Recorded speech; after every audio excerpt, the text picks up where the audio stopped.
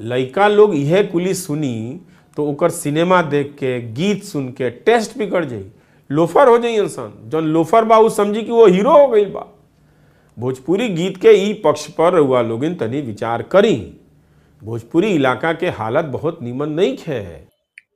हे धरती मैया, फाटा हो फाटा में हम समा जाए। ई का सुने के पड़ा था भोजपुरी के बारे में। अच्छा, हमको सिखा रिया है। काले रवीश कुमार अपना चैनल के थ्रू भोजपुरी के तमाम जोन बरहन कलाकार बारा सन ओकनी के तुलना कुकुर, बिलार, सियार के संग में कैलन।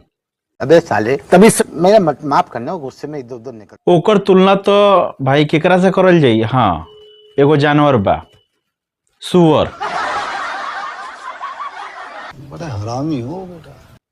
उहे ढोरी चटनावा सिंगर के जन गाना गइले बा ओकरा बारे में तो रवीश कुमार बोलल भूलिए गई रहन। खाली रितेश पांडे के नाम लेलन कि वो गाना उनकर एगो आइल रहे लौंडिया लंदन से लाएंगे, ओकरे खाली बखान कैलन कि कहलन कि ऐसन ऐसन गाना भोजपुरी में बनता कि जेकरा के सुने के बाद में आदमी के दिमाग खराब हो जाता। अरे वो तो दिमाग खराब हो जाता उनकर गाना सुन के। पवन सिंह के गाना सुनले बनी कि ना, ए पहुना चोली छोट लैला, ये गाना नहीं सुनले? वो गाना जाके तनी सुनी। क्या बात है सर, क्या बात, ये बात है। और यहाँ तक इहो कहलन कि सब गाना सुने वाला लड़का आगे चल के लोफर हो जाइए सन, और जो लोफर बारा सन वो अपने आप को हीरो समझिए सन। अच्छा, सुने वाला लोफर हो जाता तो गावे वाला का होई? हाँ, ये हो सकल बा गाय वाला। तो ई भोजपुरी के आईना दिखैलन तमाम बरहन कलाकार के जे अपना आप के super star, power star, trending star और पता ना कौन कौन स्टार समझेला लोग। काहे कि रवीश कुमार एक वरिष्ठ पत्रकार बारन, उनकर पूरा इंडिया फैन बा, सब केहू जानत है उनकरा बारे में, और उनकर कहल बात के हो सकेला कि ढेर आदमी सुनो और ढेर आदमी एक समर्थन भी करो। तो भोजपुरी के जौन स्टार बारह सन ओकनी की बात के सोच लेवे के चाही कि आवे वाला हमनी समाज के कैसन रास्ता देखाएम सन।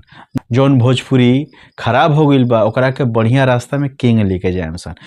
खराब गाना के विरोध करे वाला एक हमरा यूट्यूबर लगेला, वह मगहिया जवान। एकरा छोड़ के कोनो जौन क्रिटिक्स बारा सन, जौन यूट्यूबर बारा सन, वो विरोध ना करेला सन। अब काहे ना करेला सन, गोकनी के व्यक्तिगत मत बा। लेकिन अच्छा गाना गावे वाला सिंगर के कमी नहीं के। भोजपुरी में बहुत ऐसा तमाम सिंगर बारा सन जौन अच्छा गाना गइले बारा सन, और जौन गाना खराब गावेला सन वो बहुत सारा सिंगर बारा सन जौन अच्छा गाना गइले बारा सन। जिसमें पवन सिंह बारन, उनकर बहुत सारा ऐसा गाना बा जौन अच्छा बा, हिट बा। खेसारी लाल यादव बारन, और ओकरा बाद में रितेश पांडे, राकेश मिश्रा, नीलकमल सिंह, ओकरा बाद में अंकुश राजा, अरविंद अकेला कलुआ जकरा नाम से जानल, ये सब तमाम कलाकार बा जौन अच्छा गाना गइले बा। लेकिन दू पैसा के लालच के वजह से समाज के गढ़ा में आदमी ढकेला था। तो एकरा के ऊपर में सोचे के चाहिए।